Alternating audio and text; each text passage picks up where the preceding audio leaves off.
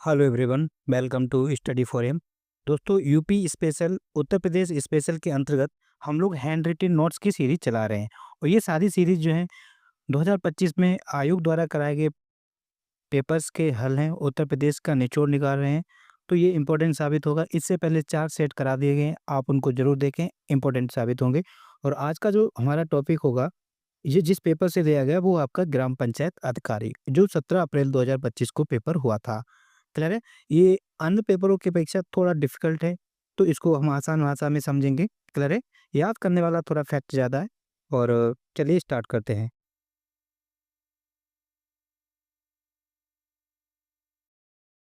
पहला प्रश्न वहाँ पर ये पूछा गया था, उत्तर प्रदेश सूचना का अधिकार उत्तर प्रदेश सूचना का अधिकार नियम 2015 के बारे में सही कथन है। उत्तर प्रदेश सूचना का अधिकार नियम 2015 के बारे में पूछा गया था कि कौन से कथन सही हैं। क्लियर है? तो वो कौन कौन से कथन दिए गए थे और ये अपने आप में सही हैं, इसको पढ़ लेंगे, याद कर लेंगे। क्लियर है? पहले तो याद रखेंगे कि ये अधिनियम जो है या ये नियम जो है 3 दिसंबर 2015 से लागू हुआ।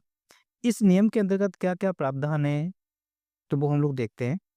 इन नियमों के लागू होने से पहले दायर की गई शिकायतें और अपीलें यदि सही पाई जाती हैं और पंजीकृत हैं, तो उन पर पहले की तरह कार्रवाई की जाती रहेगी। ये पॉइंट ये कहना चाहता है कि जब ये अधिकार नियम नहीं आया था, इससे पहले भी कोई नियम होंगे। यदि कोई व्यक्ति इस नियम से पहले उसके खिलाफ कोई शिकायत है, कोई अपील है और वो अगर अपील शिकायत रजिस्टर्ड है, तो उस पर कार्रवाई जो की जाएगी वो पहले नियम के अकॉर्डिंग ही की जाएगी, नए नियमों के अकॉर्डिंग नहीं। तो ये अपने आप में ठीक है। क्लियर है? एक पॉइंट ये याद रखेंगे। अगला बिंदु ये दिया गया था कि इन नियमों के तहत आवेदनों की निगरानी के लिए एक चेक लिस्ट प्रणाली उपलब्ध है। ये भी अपने आप में ठीक है। इन नियमों के आवेदन की निगरानी के लिए एक चेक लिस्ट प्रणाली बनाई गई है, ये बिल्कुल ठीक है। अगला बिंदु ये था, सेवाओं और कार्यकर्ताओं को स्वचालित करने के लिए विभागीय दस्तावेजों का अध्ययन किया जाता है। हाँ, बिल्कुल सही है, ये किया जाता है। ठीक है? तो उत्तर प्रदेश सूचना का अधिकार नियम 2015 के बारे में ये इंपॉर्टेंट बिंदु याद रखेंगे। अगला प्रश्न की हम बात करें। अगला प्रश्न पूछा था 1857 की क्रांति से संबंधित प्रश्न था। दरअसल इसमें कुछ आप जानते हैं कि उत्तर प्रदेश में कई जिलों में या कई जगहों पर 1857 का क्रांति का विद्रोह हुआ था। किस जगह पर किसने उस विद्रोह का नेतृत्व किया, ये पूछा गया था। क्लियर है? तो हम 1857 की क्रांति की अगर हम बात करें, तो पहले तो हमें ये पता होना चाहिए कि ये क्रांति कब शुरू हुई थी। तो याद रखेंगे 10 मई 1857 को, एग्जैक्ट डेट याद रखेंगे, पूछी जाती है। 10 मई 1857 को 1857 की क्रांति प्रारंभ हुई थी। और कहाँ से हुई थी ये? मेरठ से हुई थी। ये भी पूछा जाता है कि जब 1857 की क्रांति हुई, उस समय भारत का वायसराय कौन था? तो याद रखेंगे कैनिंग भारत के वायसराय थे। क्लियर है? फिर याद रखेंगे कि कौन-कौन से प्रमुख केंद्र थे 1857 की क्रांति के, वहाँ पर नेतृत्वकर्ता कौन था उस जगह पर, और उस जगह का और या वहाँ का किस अंग्रेज ने इसको दबाया या इसके दमनकर्ता कौन थे? अगर हम लखनऊ की बात करें, तो लखनऊ से 1857 की क्रांति का नेतृत्व बेगम हजरत महल ने किया। इंपॉर्टेंट है, ये पर्टिकुलर भी प्रश्न पूछा जाता है। क्लियर है? और इस नेतृत्व को या इस क्रांति को किसने दबाया? हेनरी लॉरेंस और कैंपबेल द्वारा इसका दमन किया गया। क्लियर है? इसके अलावा हम कानपुर का भी याद रखेंगे। कानपुर की अगर हम बात करें, तो नाना साहब और तात्या टोपे ने इसका नेतृत्व किया था और ये भी कैंपबेल द्वारा दबाया गया। झांसी की बात करें, आप सब लोग जानते होंगे, रानी लक्ष्मीबाई, झांसी की, जिसे रानी भी कहा जाता है, झांसी से इन्होंने इसका नेतृत्व किया था। जनरल ह्यूरोज द्वारा इसका दमन किया गया। इंपॉर्टेंट है। ठीक है? झांसी का नेतृत्व जो हुआ था उसको किसने दमन किया? जनरल ह्यूरोज द्वारा इसका दमन किया गया। फैजाबाद की बात करें, ये भी इम्पोर्टेंट है। फैजाबाद का नेतृत्व मौलवी अहमदुल्ला द्वारा किया गया। ठीक है? 1857 की क्रांति का नेतृत्व फैजाबाद से मौलवी अहमदुल्ला द्वारा किया गया और इसका भी दमन कैंपबेल द्वारा किया गया। बरेली वाला आप जानते हैं, खान बहादुर खां, इसलिए खान बहादुर खां की मजार भी कहाँ है? बरेली में। इस बात को भी याद रखेंगे। ये भी कैंपबेल द्वारा दबाया गया। भाई अगर हम इलाहाबाद की बात करें, इंपॉर्टेंट है, लियाकत अली लियाकत अली ने इलाहाबाद से 1857 की क्रांति का नेतृत्व किया और ये इंपॉर्टेंट है, कर्नल नील द्वारा इस नेतृत्व का दमन किया गया। क्लियर है? रानीपुर वाला भी याद रखेंगे, ये भी ऑप्शन में था। रानीपुर की बात करें तो कारू भगत, ठीक है? कारू भगत द्वारा रानीपुर से 1857 की क्रांति का नेतृत्व किया गया। क्लियर है? इसके अलावा ये पॉइंट याद रखेंगे, इंपॉर्टेंट है। ये प्रश्न पूछा जाता है कि 1857 ईस्वी के इस विद्रोह से सर्वाधिक प्रभावित क्षेत्र कौन से थे? ठीक है? तो अवध और बुंदेलखंड सबसे ज्यादा प्रभावित हुए थे। याद रखेंगे, इंपॉर्टेंट है। क्लियर है? इसके अलावा अगला प्रश्न क्या पूछा गया था? अगला प्रश्न पूछा गया था, कुछ प्रसिद्ध व्यक्ति दिए गए थे और उनके जन्म स्थान बताने थे। मैचिंग में दिए थे। ठीक है? तो पंडित रविशंकर ऑप्शन में था। पंडित रविशंकर जी के जन्म की अगर हम बात करें तो याद रखेंगे, इनका जन्म वाराणसी में हुआ था और ये बनारस घराना से भी संबंधित हैं। क्लियर है? पंडित रविशंकर का जन्म वाराणसी। इसके अलावा वाराणसी में और किन किन महान व्यक्तियों का या व्यक्तित्व का जन्म हुआ, ये हम लोग डिस्कस करें तो मुंशी प्रेमचंद जी का जन्म कहाँ पर हुआ? वाराणसी में, याद रखेंगे। और इनका वास्तविक नाम धनपत राय है, इस बात को भी याद रखेंगे। क्लियर है? मुंशी प्रेमचंद जी का जन्म वाराणसी। भारतेंदु हरिश्चंद्र की बात करें तो भारतेंदु हरिश्चंद्र का भी जन्म कहाँ पर हुआ? वाराणसी में। इसको ऐसे याद रख सकते हैं, हरिश्चंद्र घाट कहाँ पर है? ये तो कई बार हम लोगों ने पढ़ा है। हरिश्चंद्र घाट आपका कहाँ पर है? ये आपका वाराणसी में। तो इसलिए याद रखेंगे, भारतेंदु हरिश्चंद्र जी का जन्म वाराणसी। जयशंकर प्रसाद जी का जन्म कहाँ पर है? जयशंकर प्रसाद का जन्म वाराणसी में, याद रखेंगे। डॉक्टर संपूर्णानंद जी का जन्म भी कहाँ है? वाराणसी में। इसको कैसे याद रखेंगे? आप एक संस्कृत विश्वविद्यालय है जिसका नाम है डॉक्टर संपूर्णानंद संस्कृत विश्वविद्यालय, ये कहाँ पर है? ये आपका वाराणसी में है। तो इसलिए ऐसे भी उसको याद रख सकते हैं कि डॉक्टर संपूर्णानंद जी का जन्म वाराणसी। कबीर जी का जन्म कहाँ पर हुआ है? वाराणसी में हुआ है। रानी लक्ष्मीबाई जी का जन्म कहाँ पर हुआ है? वाराणसी में हुआ है। क्लियर है? देखो, इन्होंने झांसी से तो नेतृत्व किया था 1857 की क्रांति का। इनका लालन पालन अगर पूछा जाए तो बिठूर में लालन पालन हुआ है। क्लियर है?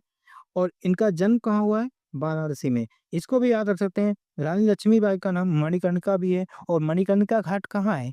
वो भी तो आपका वाराणसी में, ऐसे याद रख सकते हैं। रैदास जी का जन्म कहाँ पर है? वाराणसी में। गिरजा देवी, जिसे हम ठुमरी गायिका कहते हैं, ये भी बनारस घराना से संबंधित हैं। इनका जन्म भी वाराणसी में हुआ, याद रखेंगे। इसके अलावा नवाजुद्दीन सिद्दीकी भी ऑप्शन में थे। इनका जन्म कहाँ पर हुआ है? मुजफ्फरनगर में हुआ है, याद रखेंगे। अमिताभ बच्चन जी की बात करें तो इनका जन्म प्रयागराज में हुआ है। जबकि अमिताभ बच्चन जी के पिताजी का जन्म, जिन्हें हम हरबंस राय बच्चन कहते हैं, उनका जन्म प्रतापगढ़ में हुआ है, इस बात को याद रखेंगे। क्लियर है? नसरुद्दीन शाह, जो कि आपके फिल्म एक्टर हैं, इनका जन्म कहाँ पर हुआ है? बाराबंकी में। राज बब्बर साहब जी का भी जन्म कहाँ पर हुआ है? टूंडला में। टूंडला आगरा और फिरोजाबाद के बीच में है। राजपाल यादव जी की बात करें तो इनका जन्म शाहजहांपुर में हुआ है। सौरभ शुक्ला का जन्म गोरखपुर में हुआ है, ये भी ऑप्शन में दिया गया था। क्लियर है? ये सभी अपने आप में ठीक है, याद रखेंगे। नेक्स्ट प्रश्न की तरफ बढ़ते हैं। अगला प्रश्न पूछा गया था, निवेश सारथी पोर्टल के बारे में पूछा गया था। प्रश्न ये पूछा गया था कि निवेश सारथी पोर्टल के बारे में कौन सी सेवाएं दी जाती हैं, निम्न में से कौन से कथन सही है? क्लियर है? तो ये जानने से पहले हम जानते हैं कि निवेश सारथी पोर्टल उत्तर प्रदेश सरकार द्वारा कब लाया गया। नवंबर 2022 में इस पोर्टल को लॉन्च किया गया। इस पोर्टल का उद्देश्य क्या है? यहाँ पर मक्खी बैठ गई थी, ठीक है, कोई नहीं। राज्य में निवेश के अनुभव को सुव्यवस्थित और बेहतर बनाने के लिए निवेश सारथी पोर्टल लाया गया। इस बात को जरूर याद रखना, ये इम्पोर्टेंट है कि निवेश सारथी पोर्टल क्यों लाया गया।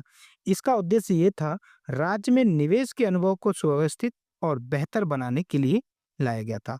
ये भी याद रखेंगे, इंपॉर्टेंट है। इस पोर्टल में 50 से अधिक विभाग शामिल हैं। क्लियर है? स्टेटमेंट में पूछा जा सकता है, तो 50 से अधिक विभाग शामिल हैं। इस पोर्टल का संचालन कौन करता है? किसके द्वारा ये संचालित किया जाता है? तो उद्योग विभाग द्वारा ये संचालित किया जाता है। अब ये इंपॉर्टेंट क्वेश्चन है, ये प्रश्न में दिए गए थे ऑप्शन में। इसके अंतर्गत कौन कौन सी सेवाएं आती हैं वो याद रखेंगे। निवेश आशय दाखिल करना। क्लियर है? निवेश आशय दाखिल करना या फिर समझौते ज्ञापन पर हस्ताक्षर करने की व्यवस्था इसमें शामिल है। क्लियर है? शिकायत निवारण तंत्र भी इसमें ये सेवा मिलती है। ठीक है? आपकी कोई शिकायत है उसका भी निवारण किया जाता है। क्लियर है? बैठक प्रबंधन मॉड्यूल भी इसके अंतर्गत आता है। लेकिन याद रखेंगे, उद्योगों के लिए भूमि वितरण करना, उद्योगों के लिए भूमि का आवंटन करना, ये व्यवस्था इसकी सेवा नहीं है। क्लियर है? इस पोर्टल के तहत आपको उद्योग के लिए भूमि नहीं दी जाती है, इस बात को याद रखेंगे। ये गलत है, ये इसका आंसर था, ऑप्शन में पूछा था कौन-सा नहीं है। इसके बाद प्रश्न पूछा गया था, हवाई अड्डे दिए थे और उनके स्थान पूछे थे कि कौन-सा हवाई अड्डा कहाँ पर है। अगर हम लोग लाल बहादुर शास्त्री अंतर्राष्ट्रीय हवाई अड्डा की बात करें, दरअसल ये प्रश्न तो सरल है। कहाँ पर है ये? वाराणसी में है। नोएडा अंतर्राष्ट्रीय हवाई अड्डा कहाँ पर है? ये आपका जेवर में है। महर्षि वाल्मीकि अंतर्राष्ट्रीय हवाई अड्डा ये आपका अयोध्या में है। चौधरी चरण सिंह अंतर्राष्ट्रीय हवाई अड्डा कहाँ पर है? आपका लखनऊ में है। अगर ऑप्शन लखनऊ में ना हो तो ये आपका अमौसी में होगा। क्लियर? कहाँ पर होगा? अमौसी। क्लियर? इस बात को भी याद रखेंगे। इसके अलावा हम लोग याद रखेंगे नागरिक उड्डयन प्रशिक्षण केंद्र कहाँ पर है? नागरिक उड्डयन प्रशिक्षण केंद्र की बात करें तो ये आपका बमरौली में, और बमरौली कहाँ पर है? प्रयागराज में। इसके अलावा याद रखेंगे राष्ट्रीय पैराशूट प्रशिक्षण कॉलेज, ठीक है? ये कहाँ पर है? आपका आगरा में है। इतने बिंदु याद रखेंगे, इंपॉर्टेंट है। इसके अलावा एक प्रश्न ये पूछा गया था और ये इंपॉर्टेंट हो सकता है अगले एग्जाम में भी देखने को मिले। चंदायन एक क्या है? एक कृति है।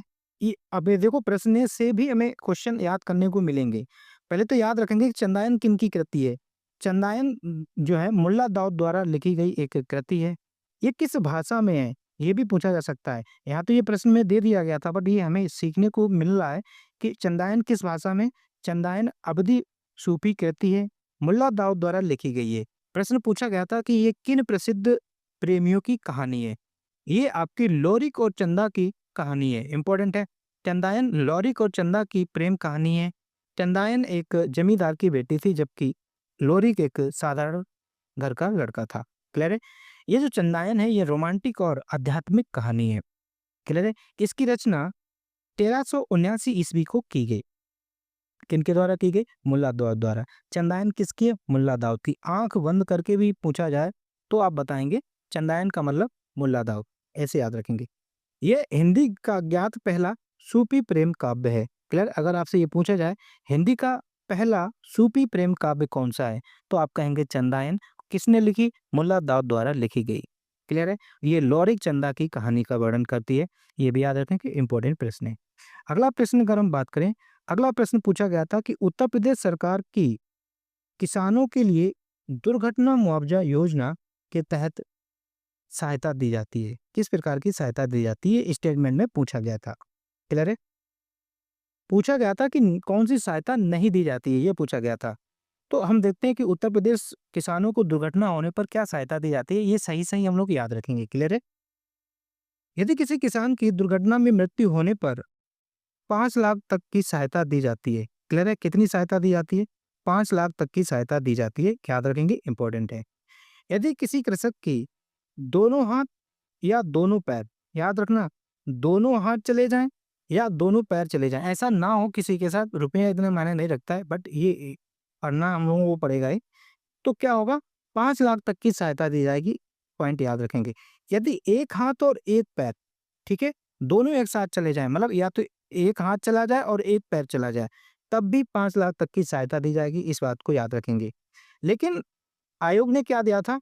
यहाँ पर उन्होंने 3 लाख रुपए दिया था, तो यही आंसर गलत हो गया था। क्लियर है? लेकिन सहायता कितनी है? 5 लाख।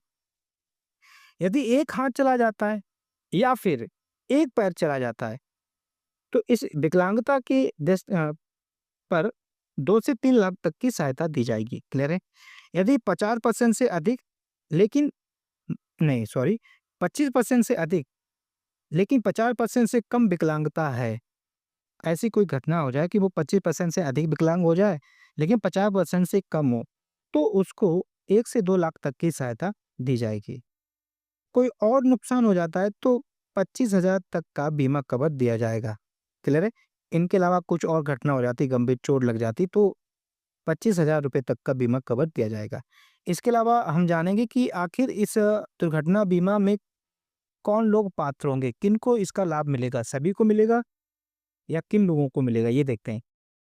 यहाँ पर किसान का मतलब या कृषक का तात्पर्य ऐसे कृषकों को मिलेगा जो राजस्व अभिलेखों में दर्ज हों अथवा खातेदार हों या सहखातेदार हों। क्लियर है?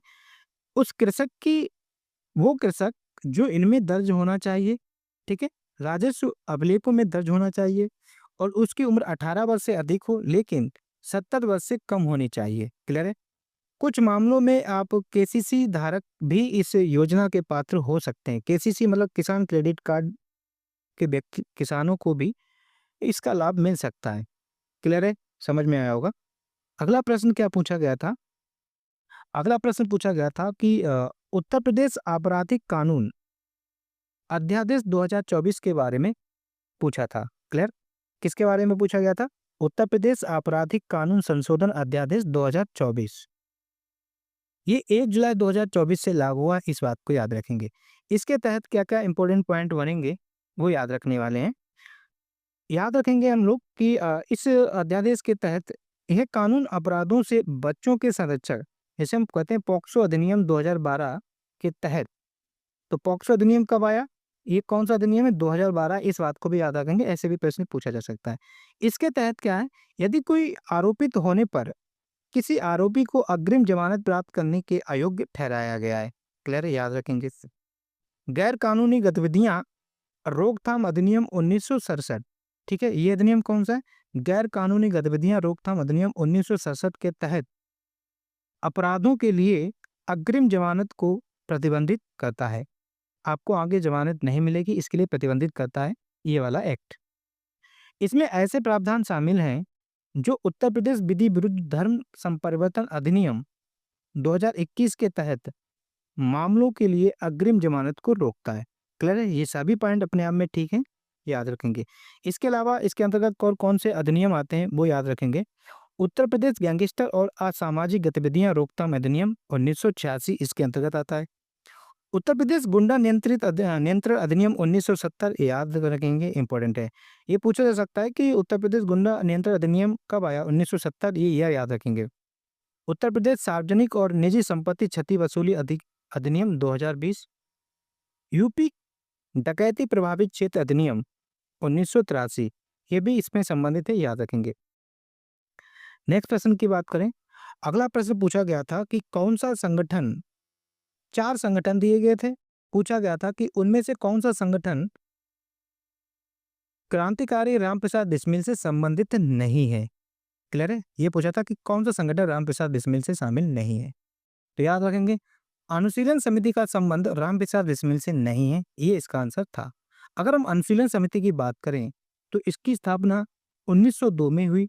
कहाँ पर हुई थी? बंगाल में। और किसके द्वारा की गई थी? सतीश चंद्र बसु द्वारा अनुशीलन समिति की स्थापना की गई। इंपॉर्टेंट है, ये जीके के लिए क्वेश्चन आ सकता है। अनुशीलन समिति के संस्थापक सतीश चंद्र बसु। क्लियर है? इसके अलावा हम लोग अब रामप्रसाद बिस्मिल के बारे में चर्चा में बात करेंगे। अगर आपसे पूछा जाए रामप्रसाद बिस्मिल का जन्म कब हुआ? इनका जन्म 11 जून 1987 नहीं होगा, यहाँ पर होना चाहिए इनका 1887 होना चाहिए। क्लियर है? इनका जन्म 11 जून 1887 को हुआ, इस बात को याद रखेंगे। जन्म स्थान याद रखेंगे, इंपॉर्टेंट है। कहाँ पर जन्म हुआ था? शाहजहांपुर में। रामप्रसाद बिस्मिल का जन्म शाहजहांपुर में हुआ 11 जून 1887 को। क्लियर है? अब इसके बाद देखेंगे कि इनसे कौन-कौन से संबंधित संगठन है। इनका संबंध किन संगठनों से है, ये याद रखेंगे। देखो याद रखेंगे हिंदुस्तान रिपब्लिक एसोसिएशन। क्लियर है? हिंदुस्तान रिपब्लिक एसोसिएशन की अगर हम बात करें, इसका गठन 1924 ईस्वी को हुआ था, याद रखेंगे। और 3 अक्टूबर 1924 को हिंदुस्तान रिपब्लिक एसोसिएशन का गठन हुआ था। और कहाँ से हुआ था? फ्रॉम कानपुर। इसका गठन कानपुर में से हुआ था, याद रखेंगे। इसमें कौन इस संगठन से संबंधित हैं? रामप्रसाद बिस्मिल का हिंदुस्तान रिपब्लिक एसोसिएशन से संबंध है, याद रखेंगे। चंद्रशेखर आजाद का संबंध हिंदुस्तान रिपब्लिक एसोसिएशन से संबंधित है। सचिंद्र सान्याल, इनका संबंध हिंदुस्तान रिपब्लिक एसोसिएशन से है, इंपॉर्टेंट है, याद रखेंगे। दरअसल हिंदुस्तान रिपब्लिक एसोसिएशन का गठन तो कानपुर से हुआ था, लेकिन इसका मुख्यालय जो है वो कहाँ पर बनाया गया था? इसका मुख्यालय आगरा में बनाया गया था, याद रखेंगे। ये इंपॉर्टेंट क्वेश्चन है। हिंदुस्तान रिपब्लिक एसोसिएशन के सेनापति की बात करें तो चंद्रशेखर आजाद इसके सेनापति थे। क्लियर है? याद रखेंगे। इसके अलावा रामप्रसाद बिस्मिल से इंपॉर्टेंट क्वेश्चन क्या बनता है? आप जानते हैं कि 9 अगस्त 1925 को काकोरी षड्यंत्र हुआ था, जिसे पहले काकोरी कांड कहा जाता था। क्लियर? इस काकोरी कांड के तहत कई क्रांतिकारियों को गिरफ्तार किया गया था। इसके अलावा याद रखेंगे कि इस षड्यंत्र का मुकदमा किसने लड़ा था? ठीक है, क्रांतिकारियों की तरफ से इनका मुकदमा किसने लड़ा था? चंद्रभान गुप्त द्वारा लड़ा गया था। इंपॉर्टेंट है, प्रश्न पूछा जाता है, प्रश्न पूछा जा सकता है कि जो 9 अगस्त 1925 को काकोरी षड्यंत्र हुआ था, जिसके तहत कई क्रांतिकारियों को गिरफ्तार कर लिया गया था, तो इन क्रांतिकारियों की तरफ से किस व्यक्ति ने मुकदमा लड़ा था? तो चंद्रभान गुप्त ने मुकदमा लड़ा था, याद रखेंगे, इंपॉर्टेंट क्वेश्चन है। क्लियर है? जब इस काकोरी षड्यंत्र के तहत क्रांतिकारियों को गिरफ्तार कर लिया गया था, उनमें से रामप्रसाद बिस्मिल भी थे। ठीक है, तो रामप्रसाद बिस्मिल को फांसी पूछी जाती, किस जगह दी गई थी? तो इनको फांसी गोरखपुर में दी गई थी। और कब दी गई थी? इंपॉर्टेंट है, 19 दिसंबर 1927 को इनको फांसी दी गई थी गोरखपुर में। इसके अलावा राजेंद्र लाहिड़ी, अशफाक उल्लाह खां, इन सबको फांसी दी गई थी। क्लियर है? वो हम लोग कभी चर्चा में करेंगे। इसके अलावा याद रखेंगे, इनका नारा इंपॉर्टेंट है, सरफरोशी की तमन्ना अब हमारे दिल में है, देखना है जोर कितना बाजुए कातिल में है। ये नारा किनका है? रामप्रसाद बिस्मिल का है, याद रखेंगे। इसके अलावा रामप्रसाद बिस्मिल की संबंध शिवाजी समिति से है। शिवाजी समिति की अगर हम बात करें, इसका गठन रामप्रसाद बिस्मिल व गेंदालाल दीक्षित द्वारा किया गया। क्लियर है? शिवाजी समिति का गठन रामप्रसाद बिस्मिल व गेंदालाल दीक्षित जी द्वारा किया गया, उत्तर प्रदेश में, ये याद रखेंगे। क्लियर है? इसका गठन कब किया गया था? 1918 में किया था। इसके अलावा याद रखेंगे, मातृवेदी संगठन। क्लियर है? ये भी इंपॉर्टेंट है। मातृवेदी संगठन की स्थापना 1924 में की गई, रामप्रसाद बिस्मिल द्वारा की गई। अर्थात हम बात करें तो हिंदुस्तान रिपब्लिक एसोसिएशन, शिवाजी समिति और मातृवेदी संगठन, इन तीनों का संबंध रामप्रसाद बिस्मिल से है, जबकि अनुशीलन समिति से रामप्रसाद बिस्मिल का कोई लेना देना नहीं है। ठीक है? सतीश चंद्र बसु अनुशीलन समिति के संस्थापक है और ये पश्चिम बंगाल में इसका गठन किया गया था। नेक्स्ट प्रश्न की तरफ बढ़ते हैं। अगला प्रश्न क्या पूछा गया था, देखते हैं। अगला प्रश्न पूछा गया था कि भारत सरकार द्वारा स्थापित किस स्वायत्त निकाय ने उत्तर प्रदेश में स्वास्थ्य सेवा, शिक्षा, कौशल विकास और एमएसएमई सुधार पर ध्यान केंद्रित करते हुए गुणवत्ता संकल्प पहल का नेतृत्व किया? कह रहा है कि भारत सरकार का कौन सा ऐसा निकाय है जिन्होंने उत्तर प्रदेश में स्वास्थ्य सेवा के लिए, शिक्षा के लिए, कौशल विकास और एमएसएमई के लिए एक पहल शुरू की थी, जिसका नाम था गुणवत्ता संकल्प पहल। तो इस पहल की शुरुआत भारतीय गुणवत्ता परिषद, जिसे हम QCI यानी कि क्वालिटी काउंसिल ऑफ इंडिया द्वारा की गई। क्लियर है? इंपॉर्टेंट क्वेश्चन है। बस इतना प्रश्न पूछा गया था और इसका आंसर क्या होगा? भारतीय गुणवत्ता परिषद। अब हम लोग एक्स्ट्रा जानते हैं कि अब हम अगर पूछा जा सकता है कि भारतीय गुणवत्ता परिषद का स्थापना कब हुई? ये वर्ष 1997 में इसको स्थापित किया गया था। इसके हेडक्वार्टर की बात करें तो हेडक्वार्टर इसका न्यू दिल्ली में है। ये किस मंत्रालय के अंतर्गत आता है, ये भी पूछा जा सकता है। तो भारतीय गुणवत्ता परिषद वाणिज्य और उद्योग मंत्रालय के अंतर्गत आता है। इसके वर्तमान चेयरमैन की बात करें तो मिस्टर जैक्से शाह, GAXAYAY शाह, इसके जैक्से शाह इसके करंट चेयरमैन है। अगर एग्जीक्यूटिव हेड की बात करें तो राजेश माहेश्वरी वर्तमान इसके हेड है। इसके अलावा ऑप्शन में क्या था? एनपीसी ऑप्शन में था। एनपीसी का मतलब है नेशनल प्रोडक्टिविटी काउंसिल, राष्ट्रीय उत्पादकता परिषद। इसकी अगर हम स्थापना की बात करें 1958 को इसकी स्थापना है। ये राष्ट्रीय उत्पादकता परिषद किस डिपार्टमेंट या मिनिस्ट्री के अंतर्गत आता है, इसकी अगर हम बात करें तो ये department of promotion of industry and internal trade के अंतर्गत आता है। मिनिस्ट्री की अगर हम बात करें तो ministry of commerce and industry के अंतर्गत आता है। इस राष्ट्रीय उत्पादकता परिषद की अगर हम रीजनल ऑफिस की बात करें तो इसके 13 रीजनल ऑफिस हैं, इस बात को याद रखेंगे। दरअसल इसके बारे में स्टेटमेंट फॉर्म में पूछा जा सकता है। और एक इसका ट्रेनिंग इंस्टीट्यूट है और ये कहाँ पर है? चेन्नई में। राष्ट्रीय उत्पादकता परिषद का हेडक्वार्टर की बात करें तो न्यू दिल्ली में इसका हेडक्वार्टर है। प्रेजेंट प्रेसिडेंट की हम बात करें, वर्तमान अध्यक्ष इसके पीयूष गोयल हैं। क्लियर है? इसके अलावा हम भारतीय मानक संस्थान की बात करें, इसकी स्थापना 6 जनवरी 1947 को हुई थी, लेकिन अब ये बंद कर दिया गया है।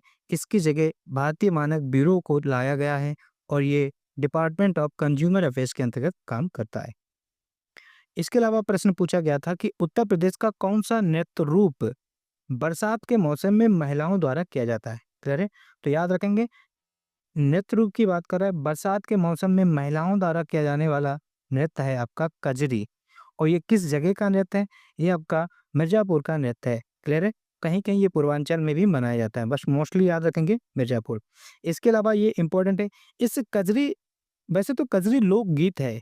अगर हम कजरी लोकगीत की बात करें या नृत्य रूप भी ले लें जो प्रश्न में दिया है, इसके 4 अखाड़े हैं। ये प्रश्न एग्ज़ाम में देखने को मिल सकता है कि कौन-सा अखाड़ा है या नहीं है। तो इसके 4 अखाड़े हैं, पंडित शिवदास मालवीय अखाड़ा एक, जहांगीर अखाड़ा, बैरागी अखाड़ा और अक्खड़ अखाड़ा। याद रखेंगे इम्पोर्टेंट है। एक बार फिर रिकॉल कर रहे हैं, माइंड में सेट करेंगे।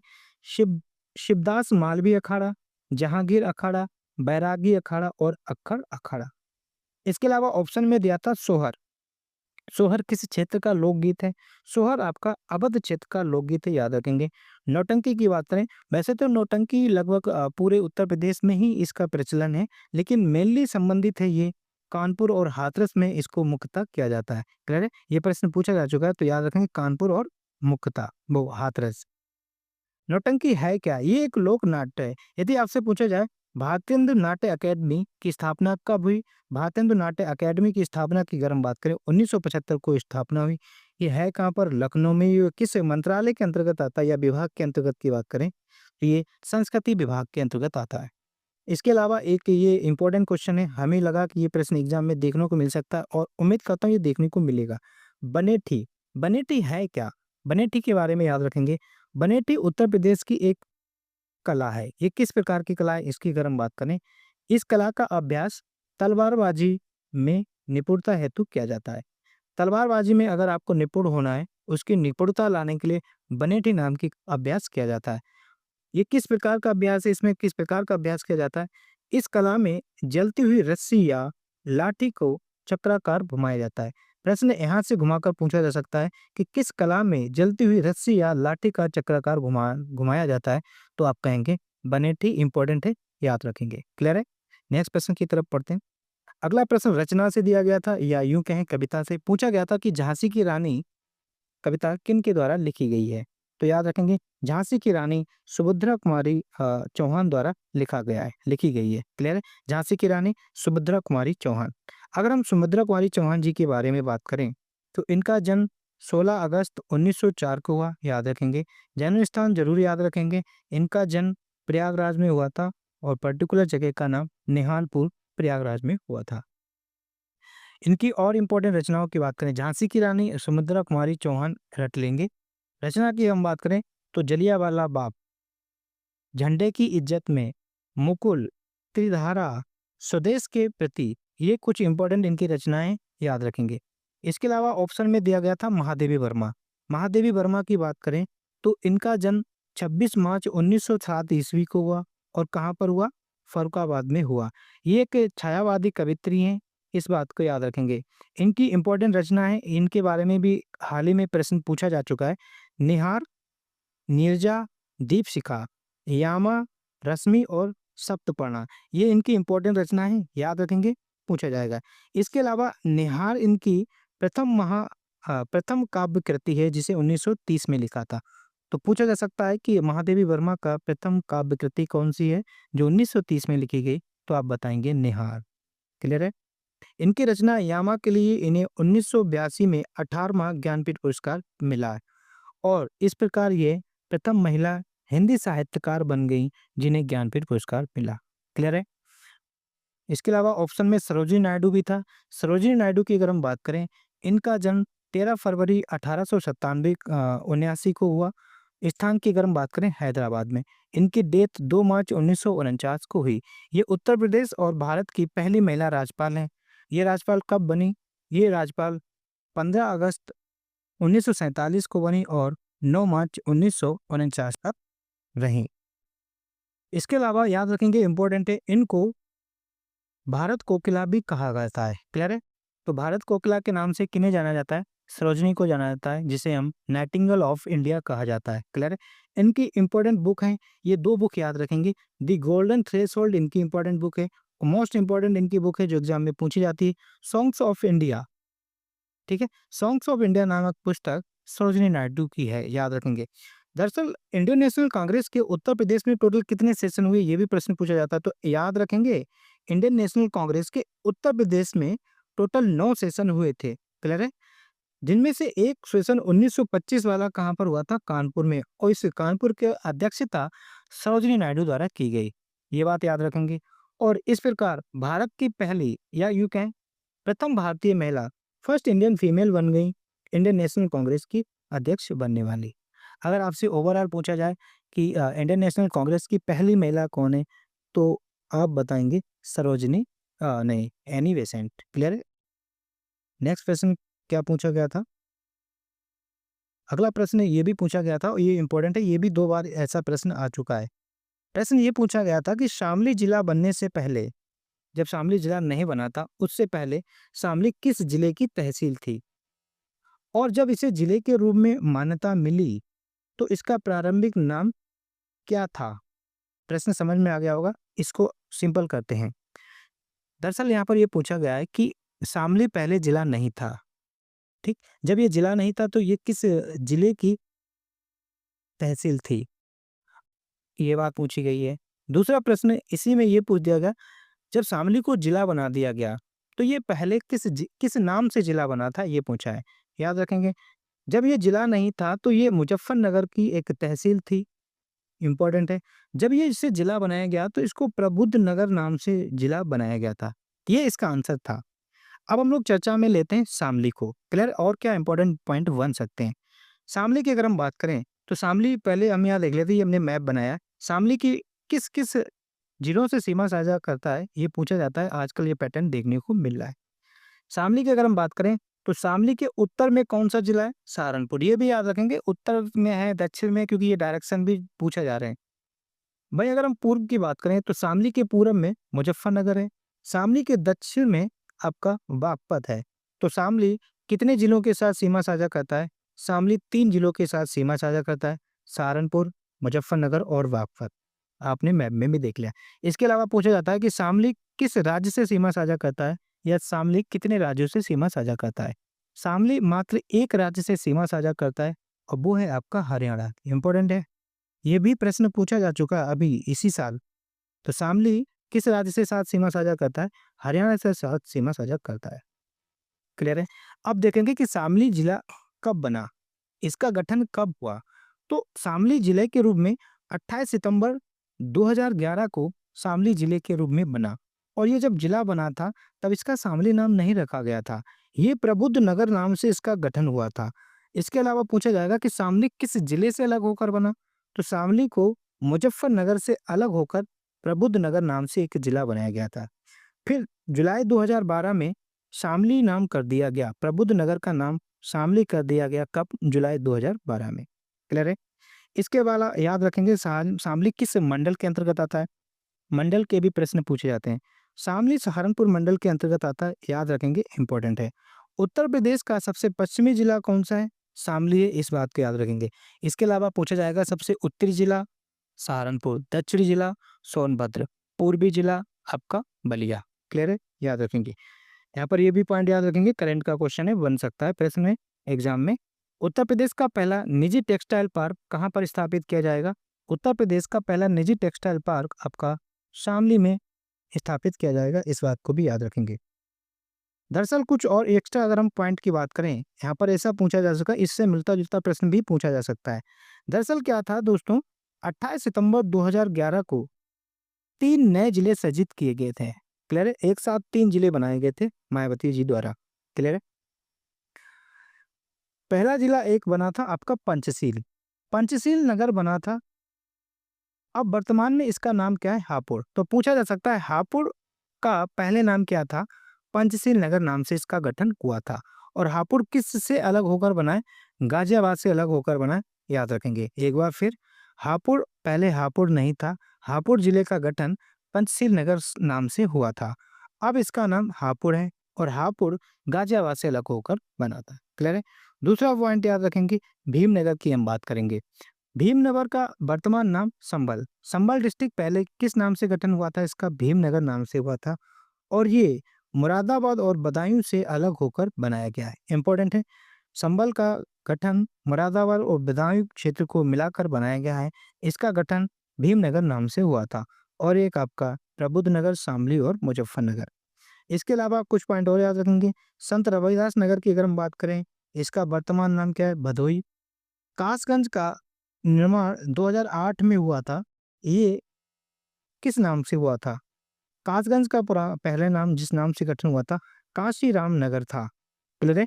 काशीराम नगर से कासगंज का गठन हुआ था 2008 में। बढ़ते हैं नेक्स्ट प्रश्न की तरफ। अगला प्रश्न क्या पूछा गया था? अगला प्रश्न पूछा गया था कि मुगल साम्राज्य के पतन के बाद, ठीक है, मुगल साम्राज्य का पतन हो गया, उसके बाद पूछा जा रहा है 1803 में अंग्रेजों द्वारा आगरा शहर पर कब्जा करने से पहले किस सत्ता का नियंत्रण था?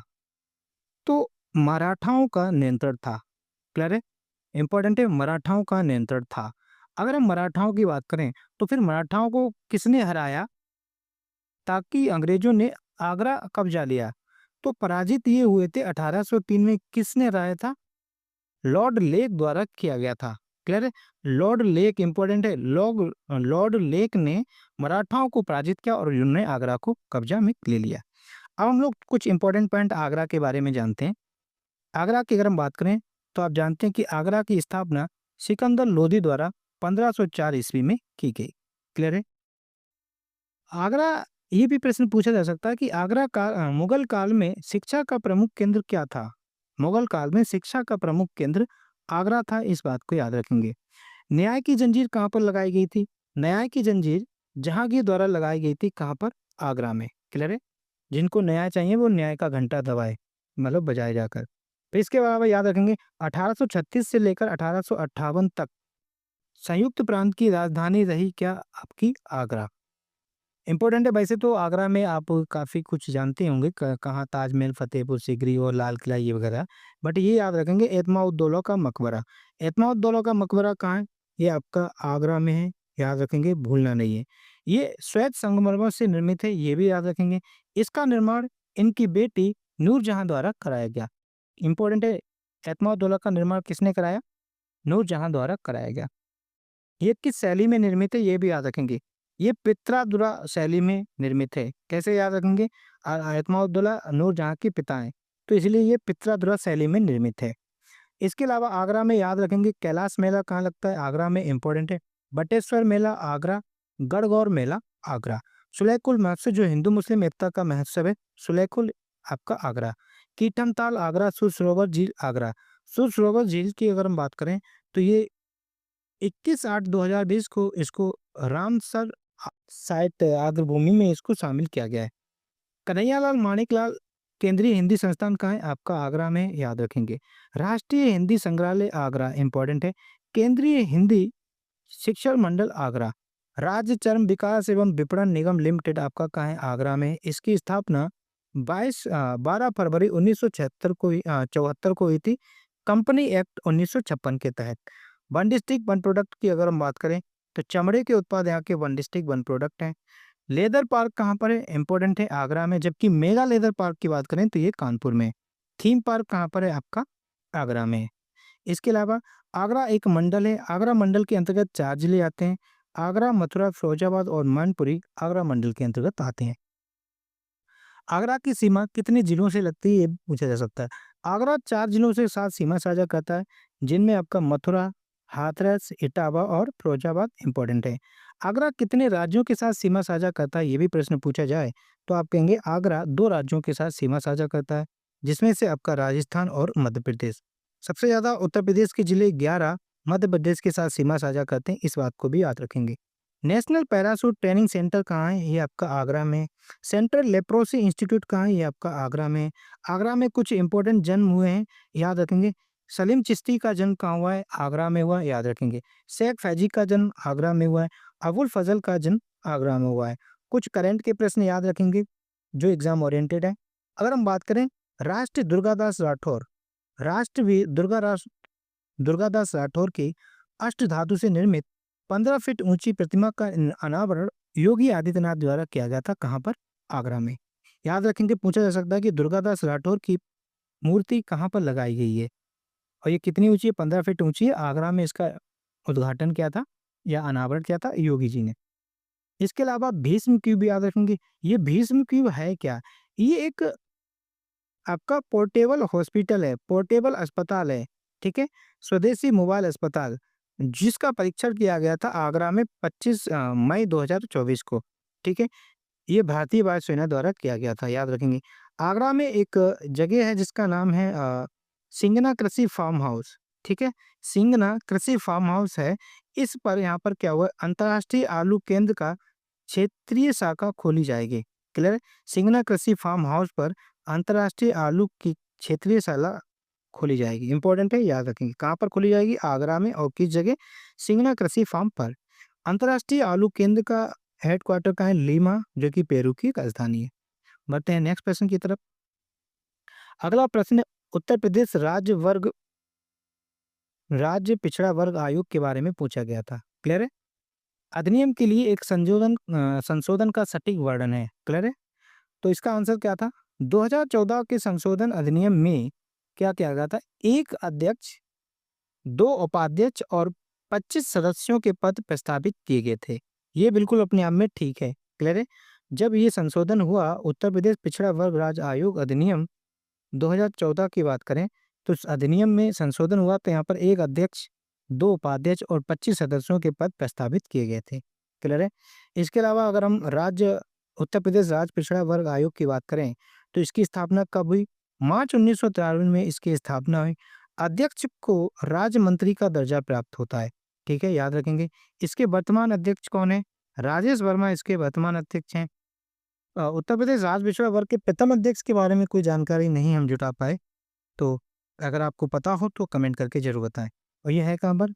आयोग तो ज़्यादातर लखनऊ में है। अगर नेक्स्ट प्रश्न क्या पूछा था? अवध के शासन के अंतिम चरण में, जब अवध का शासन का अंतिम समय चल रहा था, तो पूछा जा रहा है कि कानपुर का निर्माण कई गांवों से मिलाकर किया गया। ये प्रश्न तो बुक में भी नहीं मिलेगा, ऐसा प्रश्न रखा गया था। ठीक है, तो कह रहा है कि कौन सा गांव शामिल नहीं था जब अवध का अंतिम चरण चल रहा था, तो कानपुर का निर्माण कई गांवों को मिलाकर किया गया था। उनमें से पूछा जा रहा है कि कौन सा नहीं शामिल है। 4 ऑप्शन थे। एक आपका बिठूर था, एक आपका सीसामऊ था, एक आपका कुरुश्याम था और आपका पटकापुर। बिठूर आपका शामिल नहीं था। वर्तमान में बिठूर कानपुर में शामिल है। ठीक है, सीसामऊ, कुरुश्याम और पटकापुर इसमें शामिल थे। बाकी और भी गांव हो सकते हैं, कहीं ढूंढने को नहीं मिल रहे हैं। ठीक है, तो ये शामिल थे, बिठूर शामिल नहीं था। इतना याद रखेंगे। बिठूर की अगर हम बात करें, बिठूर गंगा नदी के किनारे, याद रखेंगे। बिठूर में वाल्मीकि आश्रम है, इंपॉर्टेंट है। वाल्मीकि आश्रम कहाँ है? बिठूर, याद रखेंगे। ये कानपुर से कितने किलोमीटर दूर है, ये भी पूछा जाता है और पूछा जा सकता है। 24 किलोमीटर दूर है कानपुर से। बिठूर का प्राचीन नाम की बात करें, इसे हम ब्रह्मवर्त तीर्थ भी कहा जाता है। और यहाँ पर लालन पालन हुआ था मणिकर्णिका, यानी कि झांसी की रानी का। इसके अलावा अगर हम अवध के बारे में जानें, अवध का शासन कब से कब तक रहा, अवध प्रांत की बात करें, तो 1752 से लेकर 1856 तक अवध रहा। अवध मुगल साम्राज्य का सूबा था। अवध जो था वो मुगल राज्य का सूबा था। अवध का विस्तार कहाँ तक था? वर्तमान उत्तर प्रदेश और बिहार सम्मिलित भाग थे। उत्तर प्रदेश के कुछ भाग और बिहार का कुछ भाग मिलाकर अवध था। ठीक है, फिर आगे क्या हुआ? 1722 ईस्वी में शहादत खां बुरहान उल मुल्क, इंपॉर्टेंट है, क्या नाम है? शहादत खां बुरहान उल मुल्क ने एक स्वायत्त राज्य की स्थापना की। क्लियर है? अवध राम से एक स्वायत्त राज्य की स्थापना किसने की? शहादत खां बुरहान उल मुल्क। इसके बाद कौन बने? सफदरजंग।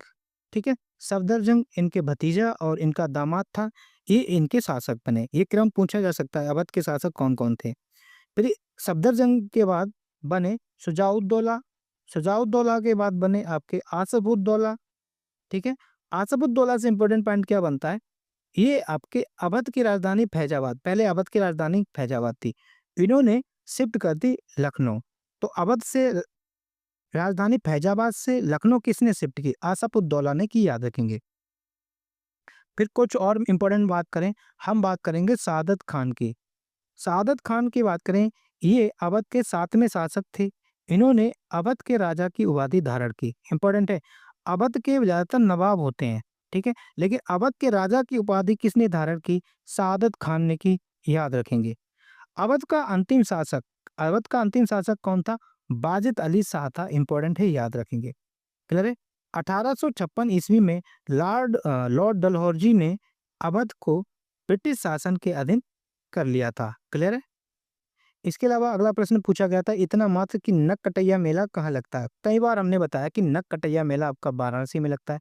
जब जब हम नक्कटैया का जिक्र करेंगे तो उसके साथ हम ध्रुपद मेला की वर्णन करेंगे। ध्रुपद मेला भी कहाँ लगता है? आपका वाराणसी में। इसके अलावा रथ यात्रा मेला कहाँ लगता है? वाराणसी में।